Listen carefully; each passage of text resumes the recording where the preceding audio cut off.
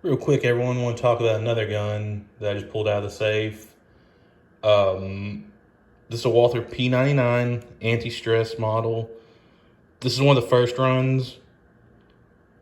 I think this one was made in '02 before they changed the frame slightly. I just gotta say, this one right here, thank goodness Walther did this, because if we wouldn't have got this P99, we wouldn't have gotten the PPQ, and then we wouldn't have got the PDP. So needless to say, I'm a fan of Walther striker fired guns. Real quick, I'm going to safety check this one. This one is a paddle release here on the side. So the gun is empty. Yeah, this gun in the late 90s, I don't think there's anything quite as cool looking as this in the late 90s. And honestly, it just feels so good in the hand. I like the way a 1911 feels, like the way a 226 feels, I like the way my MPs feel.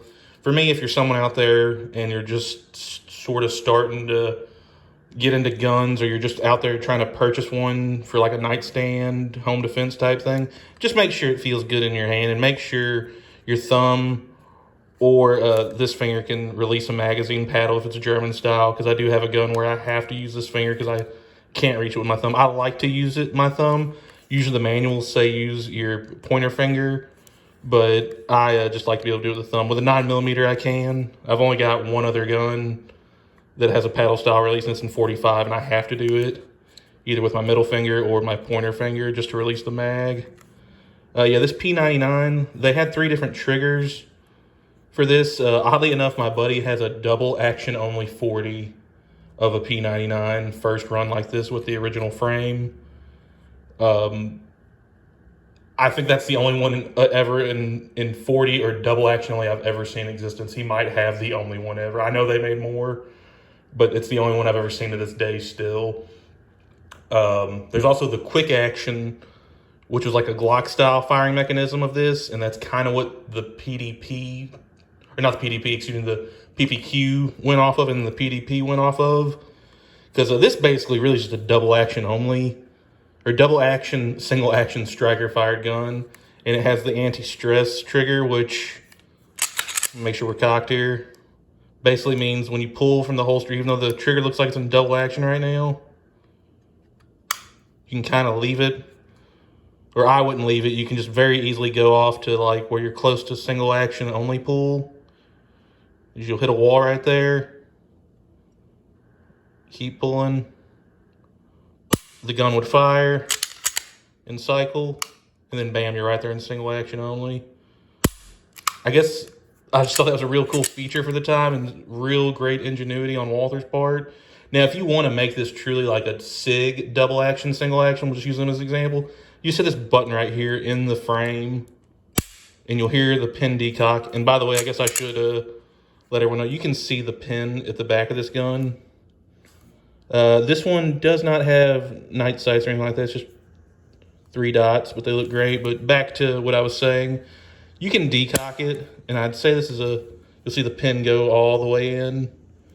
And you get a real heavy pull. I'd say it's all at 10 pounds, maybe more. Finally, it breaks. And I'll do it again from this angle so you can see the pin. Keep going, keep going. Then it breaks and fires. The gun would cycle. You'd be back in single action. You see the pins cocked in single action. You can hear that reset.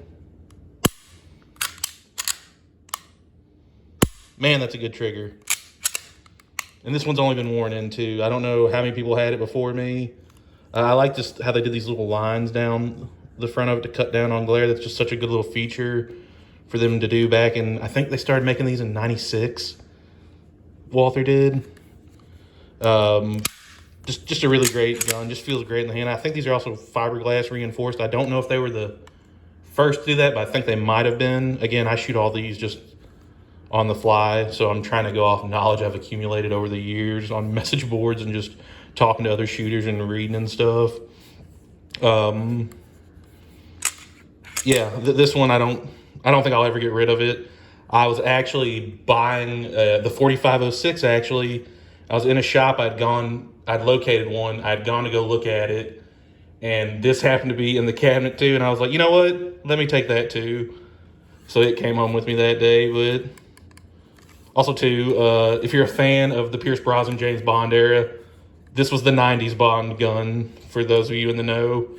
But yeah, if you ever get a chance to buy one of these or shoot one of these, just do it. They're just so comfortable. I don't know what they're even going for today either, because they did, I think they made these to like 03 or 04, but they changed the frame, and my buddy, he would know exactly what I'm talking about. It just didn't look aesthetically as good to me. Like it's something with the trigger guard, like it doesn't have this particular shape, but this one's always been one I enjoy just for the aesthetics and just the engineering behind it. And again, like I said, it was the late 90s Bond gun. I think even Daniel Craig, yeah, he did. He had one of these in Casino Royale, the first Bond he did. But just in terms of looks and aesthetics, man, I don't know if there's really a better gun. Look at that cool, like, triangular cutoff, too.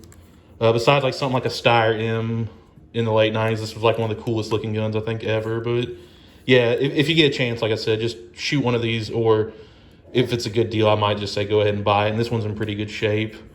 They're just too cool. But, yeah, I appreciate anyone watching. And thanks, everyone. Be safe out there.